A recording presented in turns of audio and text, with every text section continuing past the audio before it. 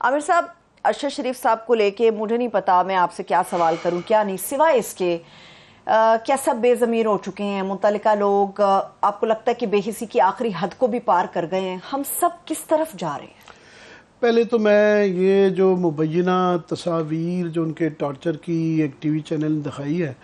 اس پہ میں اور میرا خیال ہماری ساری کمیونٹی بہت زیادہ تکلیف میں ہے۔ ہم کوشش کرتے ہیں کہ اپنے کولیگز کی، ساتھی اینکرز کی بات نہ کی جائے، ایون اگر ان کی کوئی جرنلزم کی ٹریننگ نہیں ہے، مگر کئی دفعہ کچھ حدود پار کی جاتی ہیں، اور اس دفعہ ان کی یہ تصاویر، مبینہ ٹارچر کی تصاویر جو ہیں، یہ دکھا کے وہ بالکل یہ انپروفیشنل بھی تھا اور غیر اخلاقی بھی تھا۔ یہ ان پہ ٹارچر کی اطلاعیں ہمیں اس کے جو ارشد کے قریبی دوست تھے جو وہاں پہ جنازے کے وقت موجود تھے، جو ہمارے دوست اور ارشد کے رشتہ دار غسل کے اندر شامل تھے، انہوں نے ہمیں یہ ڈائریکٹلی بتایا تھا، نشاندہی کی تھی کہ کچھ وہاں پہ تشدد کے کچھ نشان تھے، مگر ارشد کی باڈی کو کیونکہ بہت بینڈیجڈ کیا گیا تھا، اور دوسرا یہ انٹرینڈ آئے تھے، یہ پروفیشنل لوگ نہیں تھے، تو ہم نے یہ گنجائش رکھی، کسی نے ذکر نہیں کیا کہ جب تک سرکاری رپورٹ نہ آ جائے اس وقت تک ہم بات نہیں کرنا چاہتے تھے، کیونکہ بڑا حساس معاملہ ہے۔ اب وہ تصویریں دکھائی گئیں جو مبینہ طور پہ، تو وہ ایک تو دنیا بھر میں یہ مصدقہ مروجہ طریقہ کار ہے کہ آپ کوئی بھی جو ایسی تصاویر ہوں جو کہ جذباتی طور پہ مشتعل یا ڈسٹرب کریں، تو آپ ان کو بلر کرتے ہیں یا ان کے متعلق وارننگ دیتے ہیں، اور جو کہ مصدقہ نہیں ہیں، ابھی بھی مجھے نہیں پتا کہ وہ صحیح ہیں نہیں ہیں، اس لیے لوگ ہمارے کئی دوست جو ہیں اس کے اوپر فردر کامنٹ کر رہے ہیں کہ وہ اس کے اوپر جو ٹارچر کیا گیا تو کیوں کیا گیا، کیسے کیا گیا، نیت کیا تھی، کیا بدلے کے لیے، ہم وہ باتیں کریں گے، مگر جب یہ آئے گی رپورٹ، آفیشیل رپورٹ آئے گی، تب تصدیق آئے گی تو تب کریں گے۔ حالانکہ ہمارے بھی شبہات ہیں کہ اس کے اوپر ٹارچر کیا گیا تھا، مگر اب سوال یہ ہے کہ وہ پوسٹ مارٹم کی رپورٹ جو ہے وہ آج کتنے دن ہو گئے ہیں، 18 دن ہو گئے ہیں اس کی شہادت کو، اور ان کے خاندان، ان کی والدہ نے سپریم کورٹ سے لے کے ہائی کورٹ میں یہ اپیل کی ہوئی ہے کہ ان کو پوسٹ مارٹم کی رپورٹ دی جائے، اور مجھے بڑی شرم آتی ہے یہ بات کہتے ہوئے کہ ہائی کورٹ بھی اس طرح کی سنجیدگی نہیں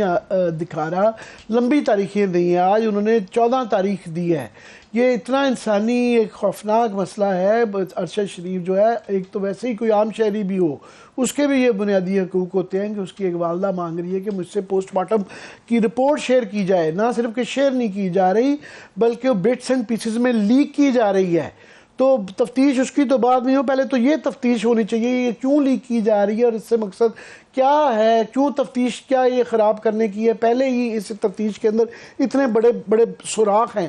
سب سے بڑا سراغ تو یہ ہے کہ آپ نے تفتیش کے لیے 2 بندے بھیج دیے، ابھی کمیشن بنا نہیں تھا، اور ایف آئی آر ابھی تک نہیں درج ہوئی۔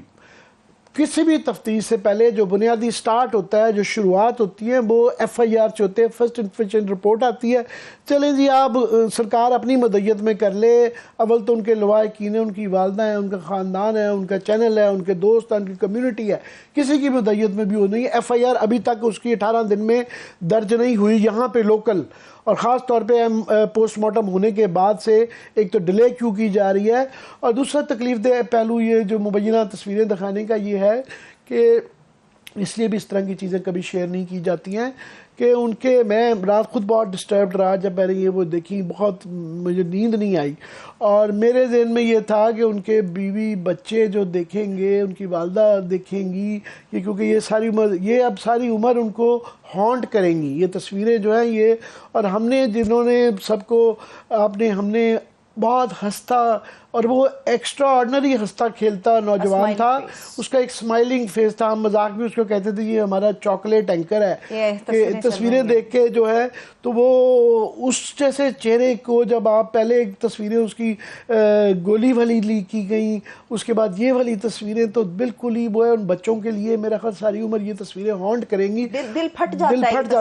جاتا ہے۔ دوسرا اس کی تفتیش کے جو پہلو ہیں کہ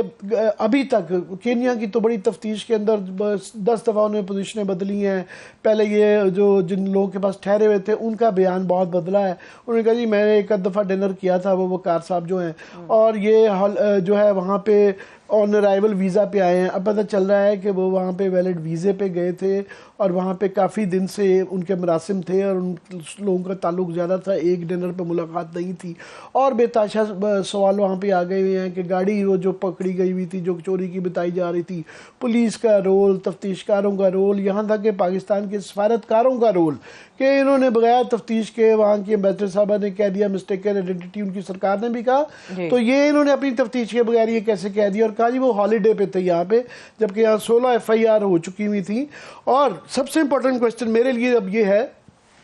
کہ گورنمنٹ کا, آپ کو یاد ہوگا شروع میں بہت ہی غیر مناسب رویہ تھا. مریم کی ٹویٹ بہت ہی غیر مناسب تھی, ایک شرمناک تھی کہ کسی پہ اور کسی کی موت پہ, اور وہ بھی اس طرح کی نوجوان ہلاکت کلنگ کے اوپر, اور اس کے اوپر آپ ایک قسم کا تمسخر اڑانا اور مزہ لینا. وہ میرا خیال ہے مریم کو اندازہ نہیں ہے کہ ایک ٹویٹ نے ان کو کتنا نقصان پہنچایا ہے. تو کوسچن یہ آ جاتا ہے, گورنمنٹ جو کہ شروع میں ڈینائل میں تھی کہ ان کی جان کو یہاں خطرہ نہیں ہے, 16 FIR کروائی ہوئی تھی, اور دہشت گردی سے لے کے غداری سے لے کے کوئی جرم نہیں تھا ایسا جو اس کے اوپر 16 شہروں میں, مختلف شہروں میں وہ FIR کروائی گئی تھیں, اور یہ بالکل ڈینائل میں تھے. ایک دم پرائم منسٹر کو خیال آ گیا کہ اپنا ایک جعلی کمیشن بنانے کے بعد کہ سپریم کورٹ سے کہا, میرا خیال ہے, ذاتی خیال ہے, 2 وجوہات سے انہوں نے یہ کیا ہے. ایک تو یہ ہے کہ ان کو اندازہ ہوا کہ یہ بہت بڑا سانحہ ہے, اور اس کا صرف یہ PTI کے لوگ نہیں اٹھا رہے, اس کا تمام اکراس دا بورڈ ہر گھر میں اس کی جو ہے, ظاہر ہے وہ اتنے 10-20 سال سے روز ٹی وی پہ آ رہا تھا, is a very popular TV anchor, one of the best that we produce. تو اس پہ لوگوں کو, اور پھر ایک ینگ موت اس طریقے سے مارا جائے اور ایک بالکل ایک سازشی ماحول میں, تو یہ ہر جگہ یہ تکلیف پہنچی, ان کو احساس ہوا ہے کہ یہ بہت بڑا سانحہ ہے. دوسرا یہ اس کا ملبہ نہیں اٹھانا چاہ رہے, ان کو پتہ ہے کہ جب یہ تفتیش ہوگی اور وہ لوگ جو آفٹر آل جنہوں نے FIR کرائی ہے وہ ان کے نام ہوں گے, ان کا پتہ ہوگا, وہ جب بلائے جائیں گے وہ بتائیں گے کہ کس کے کہنے پہ انہوں نے یہ FIR کہی, ان کے پاس کیا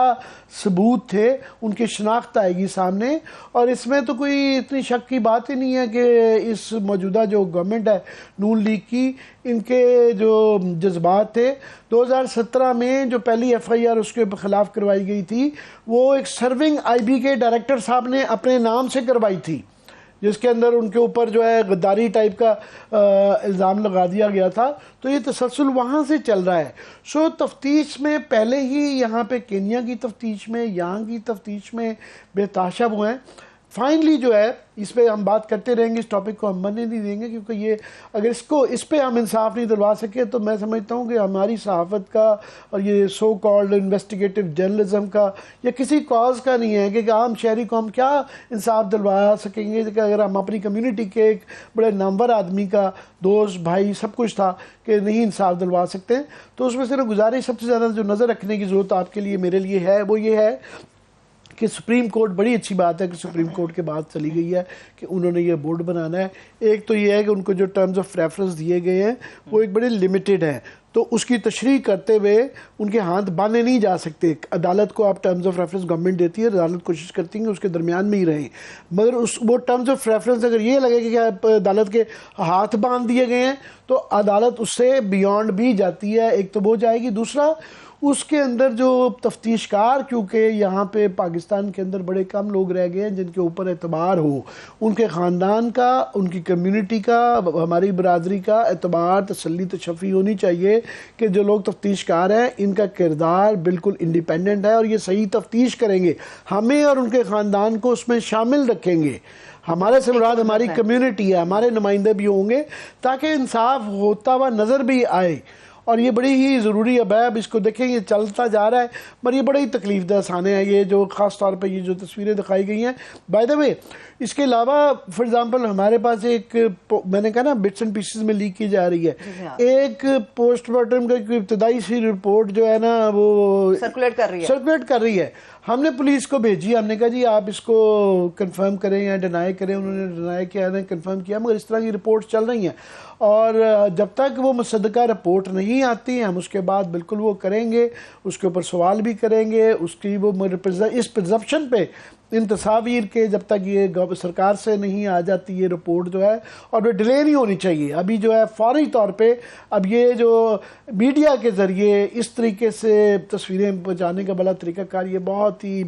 تشویشناک اور خطرناک اور بہت ہی بیڈ ٹیسٹ میں ہے۔